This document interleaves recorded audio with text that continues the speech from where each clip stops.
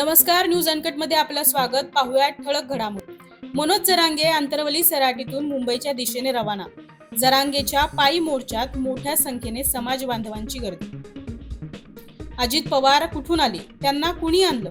तरुणांना संधी न देण्याच्या आरोपावर शरद पवारांचं प्रत्युत्तर. मोदींवरही साधला निशाणा. राजकीय परिवारातील लोक राजकारणात आले तर हरकत नाही, फक्त त्यांनी कर्तृत्व दाखवावं. देवेंद्र फडणवीस यांचे वक्तव्य. एनसीपी आमदार अपात्रता प्रकरण लांबण्याची शक्यता. अजित पवार गटाने वेळ वाढवून मागितला. 23 तारखेपासून होणार नियमित सुनावणी.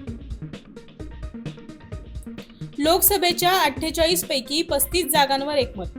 उर्वरित जागांवर चर्चा सुरू. प्रकाश आंबेडकर यांना इंडिया आघाडीत घेणार, शरद पवार यांची माहिती.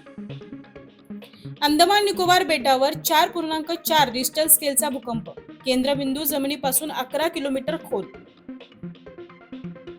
झारखंडचे मुख्यमंत्री हेमंत सोरेन यांची आज ईडी चौकशी. मुख्यमंत्र्यांच्या शासकीय निवासस्थानी त्यांचे म्हणणे नोंदवणार. भाजपमुळे आदिवासी संधीपासून वंचित.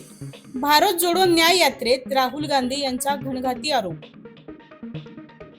शोएब मलिक अडकला पुन्हा एकदा लग्न बंधनात.